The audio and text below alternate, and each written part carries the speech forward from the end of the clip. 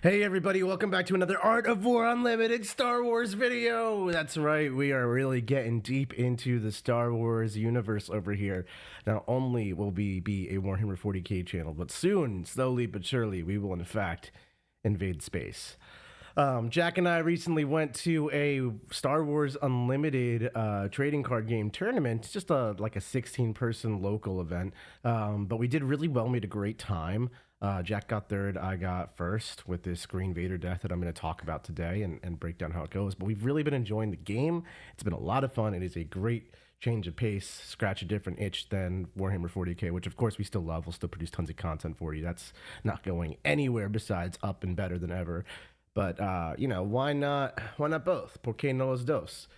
We've got the Green Vader deck here. This was a ton of fun to run. And what I really love about the Green Vader deck, for any of you people who are interested in maybe starting Star Wars or getting into it, is this is actually just the starter deck with like a couple extra cards added. This is based on TCG Gamer, which is like the card game buying emporium, at least in America. This is a $20 deck. Like, I literally put it into the calculator, and it's just all the cards you need for this deck is $20. So it is super easy and cheap to get into, and obviously I was able to win this tournament with a $20 deck, so it's not pay to win in any sense, which I adore. I think card games can definitely get out of control with, like, here's your $200 card, you need 3 of these and 2 of these $200 cards to have this combo. Like, I don't want a $1,000 piece of cardboard. I have $1,000 plastic already. But instead we are good. We got a $20 deck here and we love it. So we had a great time. I'll go through some basics on how the deck works, and kind of the idea behind it conceptually on the strategic level, some specific plays I made, how I approach some certain matchups, and we'll kind of call it there for the video. So without further ado, let's get into it. We've got Darth Vader here, who is our leader, and he is a badass. So basically, he has an action he can do every turn. If you've played an Imperial unit, or rather a black unit, which is this black marker, which you can see on any of the cards, most of the deck has the black card symbol on it. So if you play one of those, I think that means villainy, you can spend a resource to damage a unit and damage a base, which is good. It actually, we use this ability more than I think other Vader decks do. I use this to just pop shields, finish units. There's a lot of damage, a lot of ways you can damage units and bases in this deck besides directly, and this is just another one of those. And it's one you always have on access, which is great.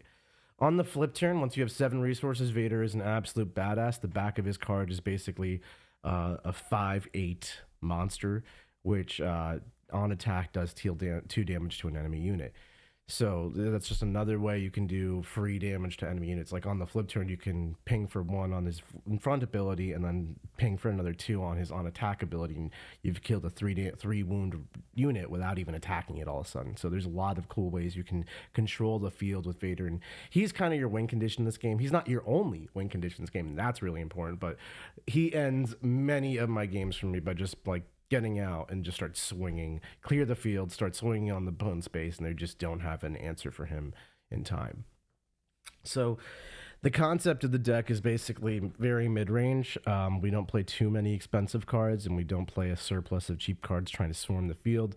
We're trying to make it to around 7 resource, 8 resource time where Vader kind of ends the game, or Palpatine, Vader tag team and end the game, or Relentless ends the game versus Control, those kinds of things. So it's very ramp as quickly as you can to 7 resources and then do a big Vader turn and win the game. So to start us off, we've got a few 1-cost cards. We've got Death Star Stormtrooper. I'll just start with our units. I think that's a great place to start. So we've got 3 Death Star Stormtroopers. Death Star Stormtrooper is just, a very vanilla, basic 1-cost 3/1. 1 defense sucks. Whatever. He's here for his big 3 attack.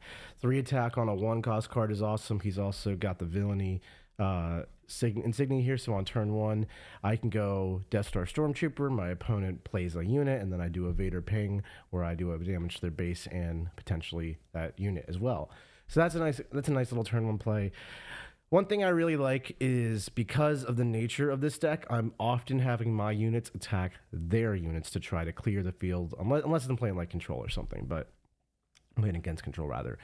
If I'm playing against like Sabine or Boba or anything like that, my units are trying to kill their units so that I can make it to my mid game ramp and try to end the game with a 7 resource Vader. The faster decks in the format, like Sabine, these aggro decks, they try to kill you before you get Vader out. They're trying to kill you by turn 5.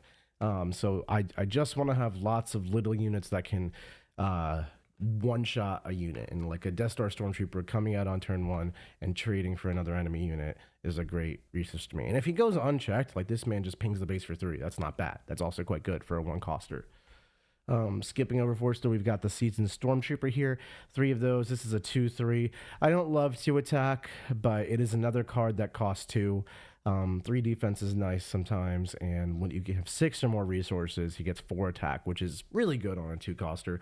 I actually find this guy to be nice not only early game to start pinging off your opponent's units and try to make it to that win condition we talked about, but also this guy can come in towards the later half of the game once you've already crossed 6 resources and just be another 4 power unit that just like adds to your end game win condition. So he gains value in late game, which I like. So it's not just like a dead draw later.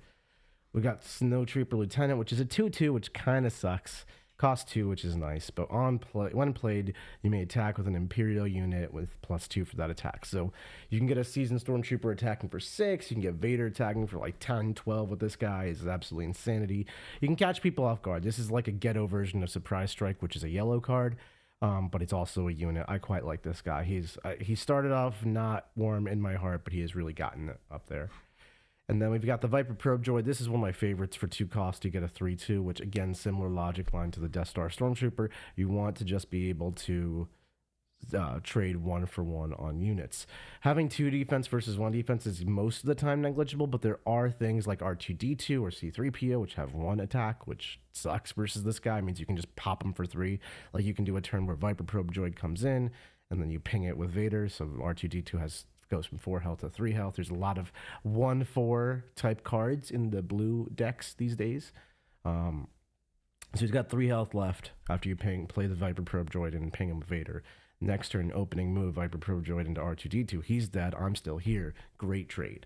So there's a lot of multi-turn plays you can set up here. And then, of course, looking at your opponent's hand is phenomenally powerful. I think open information or perfect information in a hidden information game is such a deal breaker. I mean, like, think about poker. Like, imagine if you could just see your opponent's hand while making decisions. It's absurd.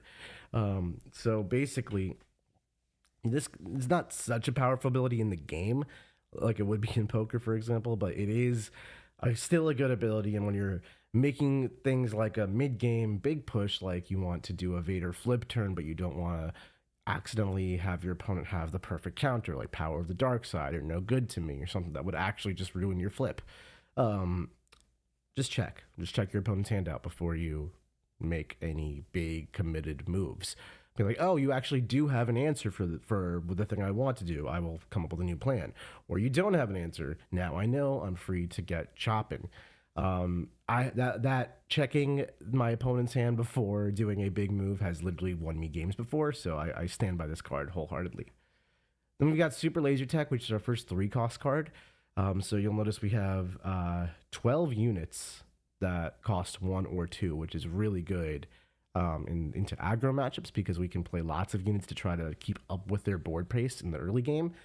And in other matchups, we can overwhelm control, right? Like if control's like vanquish this guy, power the dark side this guy, take down that guy. Eventually they will run out of those cards. Or maybe they don't see every single one in their deck.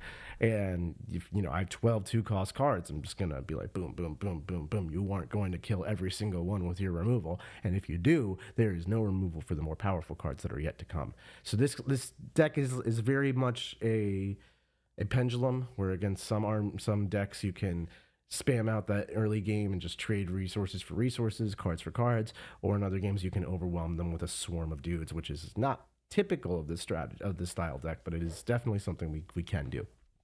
And with things like the Seasoned Stormtroopers all of a sudden hitting for 6 with your 4 resources and a Snow Trooper Lieutenant coming out, you could, surprise lots of damage out of nowhere with it.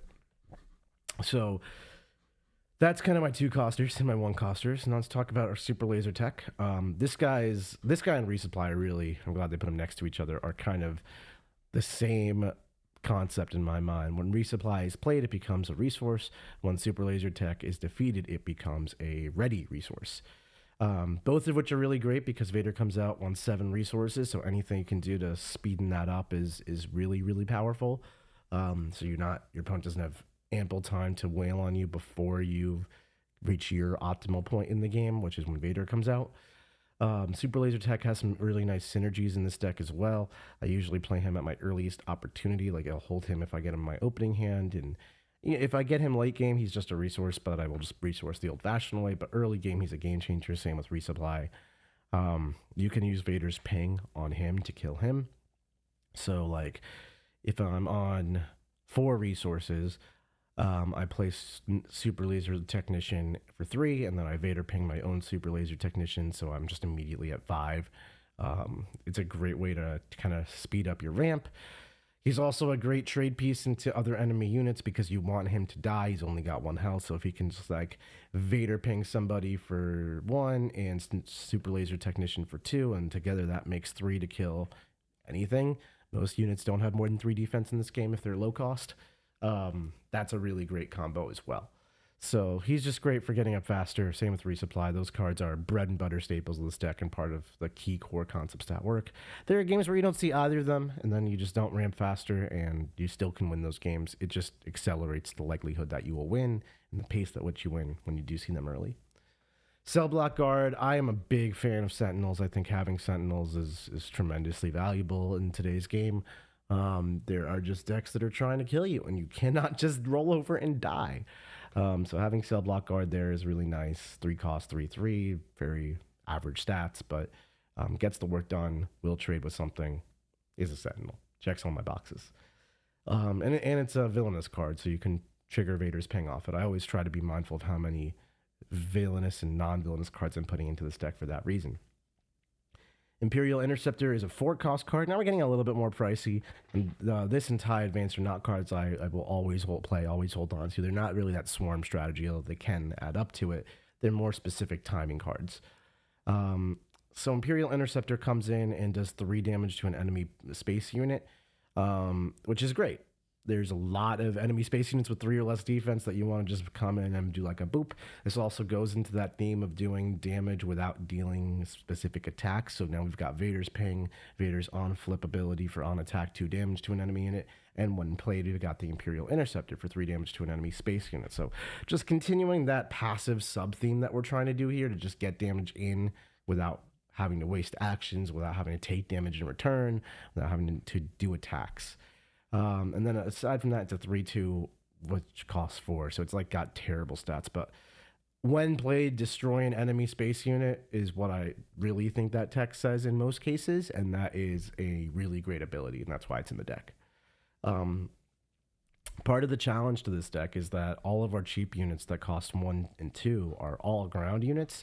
So there is a possibility you get overwhelmed on space early. Like if your opponent plays a couple space cards and really takes the space side of the board while you're trying to defend your ground side, that's a real thing that can happen into like Sabine matchups. So in those games, you're kind of in a race early, which you do not want to be in a race with Sabine, but it is something that happens where you're just on the ground blasting away at their base. They're in space blasting at your base, and they're blasting faster, unfortunately. Being able to stabilize on turn 4 by playing an Imperial Interceptor and just taking out one of their key space units really helps with your longevity in that match.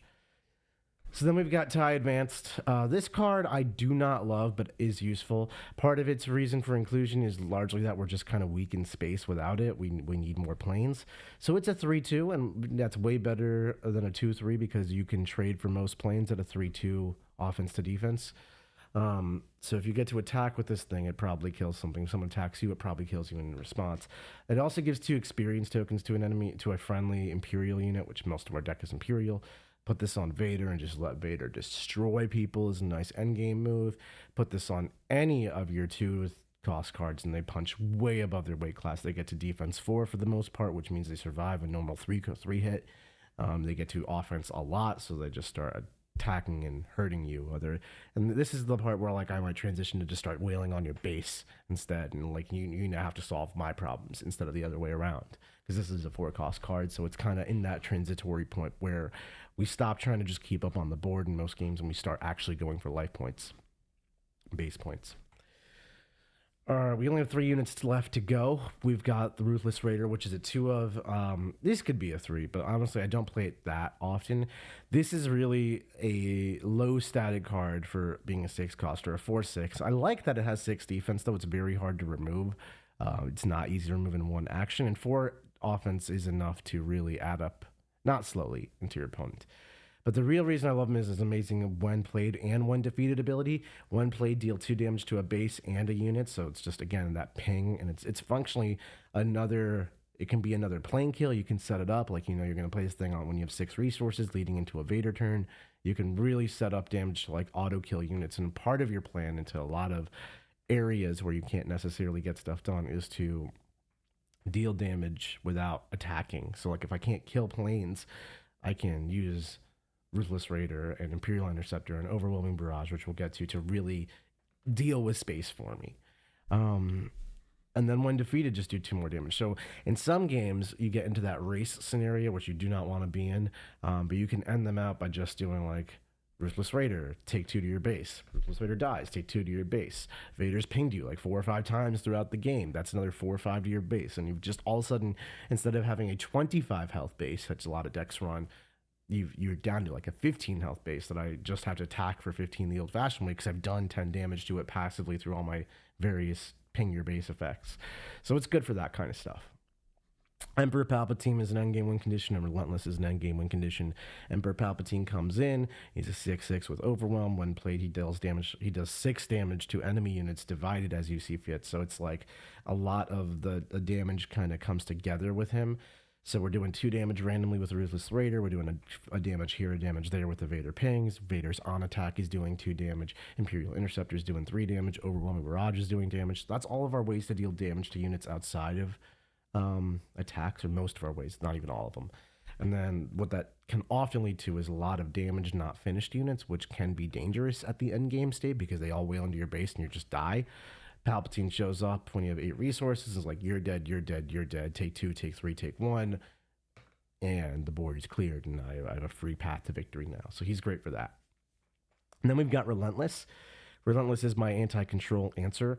What happens when you get to 8, 9 resources in a lot of games is you've either won by this point, especially into like the more aggro decks. They just don't even exist at 9 resources. You've already won if you're there. Or you're playing against control, and control gets very scary once it gets like 9, 10, 11, 12 resources, because then it's killing multiple things a turn. It's playing big ships like Devastator and Avenger. So being able to basically just shut down events, the first event they play each turn with Relentless, allows you an opportunity to attack their base. Like if you have Relentless on the field and they don't have like an immediate on effect on when played kill the Relentless kind of card in their hand, like Avenger or Devastator, and they're relying on things like Vanquish and Power of the Dark Side to kill your big hitters.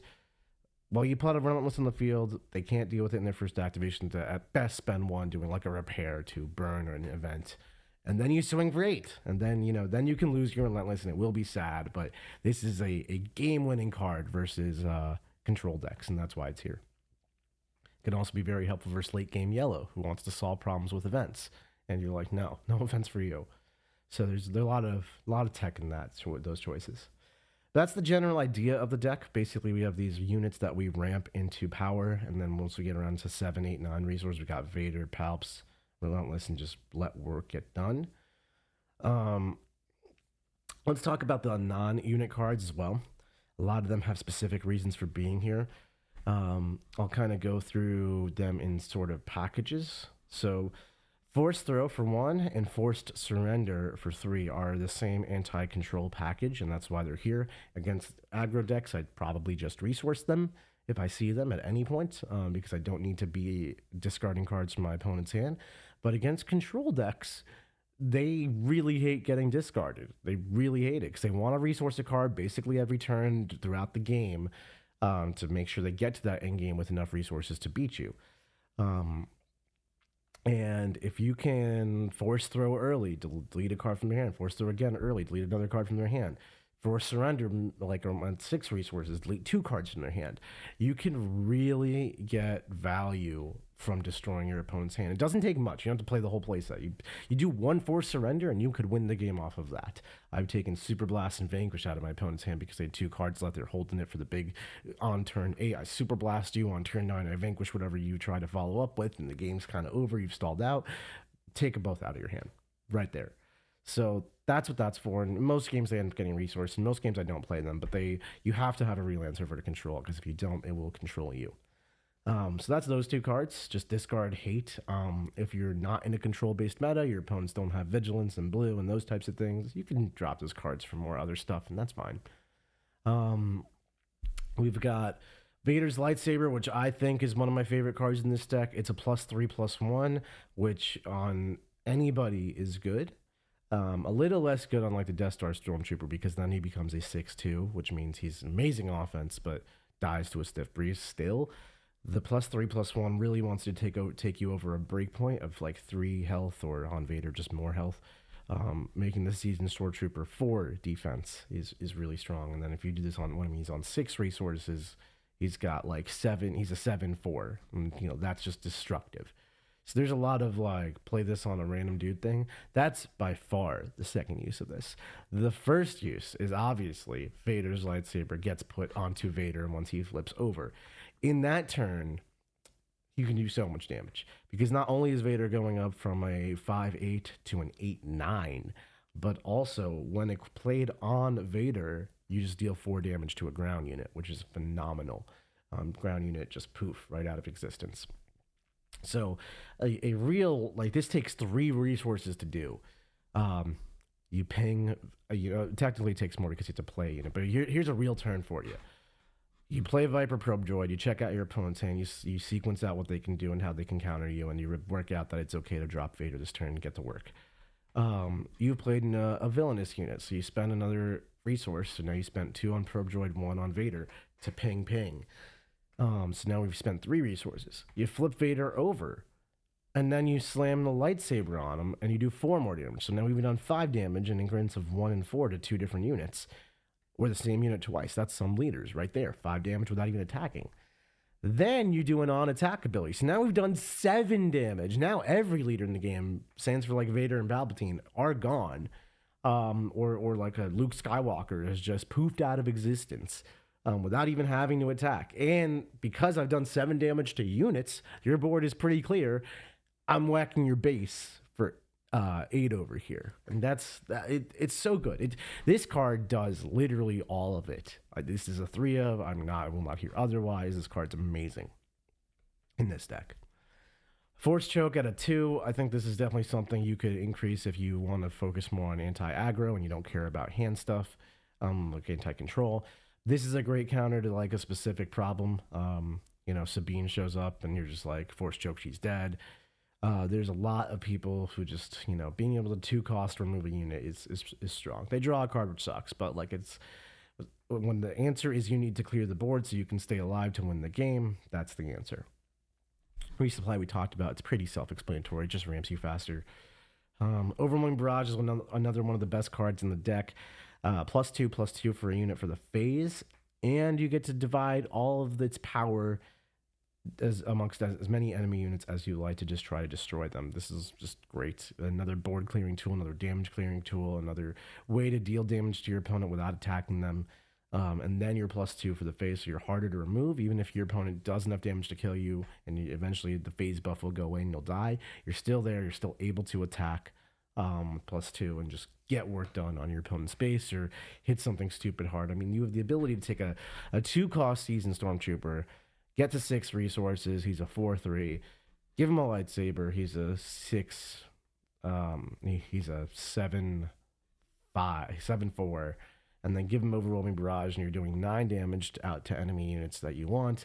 And he's a 9/6, so like somebody's not just effortlessly going to kill them back, especially because you're doing the damage to them. So anything that could threaten your Stormtrooper, you're just deleting. And then you swing into the base for 9. So you don't need a Vader win condition to do all that. Like all that stuff can just happen on Darth Vader, and you're going to win the game at that point. But anybody can just really boost up in this deck. Traitorous at 2, I really have a love-hate relationship with Traitorous. It's amazing in the right time. Like, you grab somebody's Sentinel, they don't have an answer. You're like, oh, well, now I'm just going to wail on your base. I have your guy now. This game's kind of over. You're playing against a Krennic deck or a Luke deck, and they put a bunch of different upgrades onto one unit, and you're like, I would like that unit. That little 3-cost card is so powerful right now. So you can really blow open the game with Traitors. But there's also a lot of times where Traitorous is a 5 resource card, which is expensive, especially in the context of this deck. We have a 9, an 8, a 6, a 6, and a 5, and 2 5s. So there's not much more expensive than that in our deck.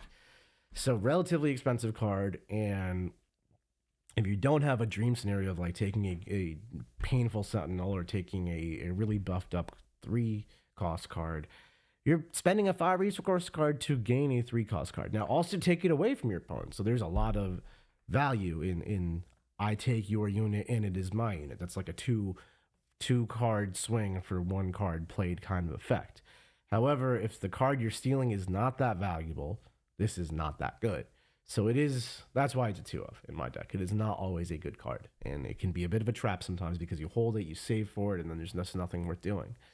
So that's basically the deck in a nutshell, though. And lastly is Force Surrender, which we talked about is part of Force Throw. It can be tricky to play because draw 2 cards is a good ability, but then you only discard 2 cards from your opponent's hand if you've already done damage to your base. And I know what you're thinking, Vader Ping can just do damage to their base, but you can only Vader Ping after you've played a unit, or after you played a villainous card. It's hard to play a villainous card, then Vader Ping you, then Force Surrender. The cheapest you can do that for is 8 resources in this deck. So that's not very real. It's really like any unit attacks their base and then you force surrender them, which is a little slow. This card's clunky, but in the right scenario, it can win you games. A lot of times, it's just a resource. But that's the deck in the nutshell, folks. It's basically a ramp deck that tries to get to like that 7-8 resource area and end the game there. It's got a lot of avenues to keep up with damage early, annihilate your board in a lot of ways. It's somewhat a control deck because of all the different removal options I have and Traitorous and things you just don't think about as like what this deck is doing. It's got a lot of different paths to victory. Ultimately, it has to kill your opponent the old-fashioned way, but that's Star Wars, right? You can do it in a lot of subtle ways through damaging their base and weird effects with Ruthless Raider and Vader and just like little 2s and 3s poking you while like you clear the board with overwhelming barrages. There's a lot of different lines of play. My favorite is getting Vader out on 7, giving him his lightsaber and just letting him get to work. That's so fun. But hopefully you enjoyed this. Hopefully you enjoyed our Star Wars content and us breaking into this new game. Let us know what you think if you're interested in any Star Wars content or if you want to see us expand this side of our channel a little bit more. Please give us that feedback. I know this is mostly a Warhammer 40k channel right now. And it will remain to be, but we want to see the interest level and see if there really is some overlap between Warhammer players and Star Wars Unlimited players, anything like that. So please give us your feedback, your thoughts, any exciting ideas you have. If you play this game, if you're interested in this game, please let us know. Thanks so much for watching, everybody. Don't forget to like, subscribe, and leave a comment on the video. It really helps us continue growing our channel and letting us know if you receive this kind of content well or not. But other than that, thanks so much, everybody. Really appreciate all of you and the ability to talk about our hobbies and passions on the channel. Until next time, folks, we'll see you later.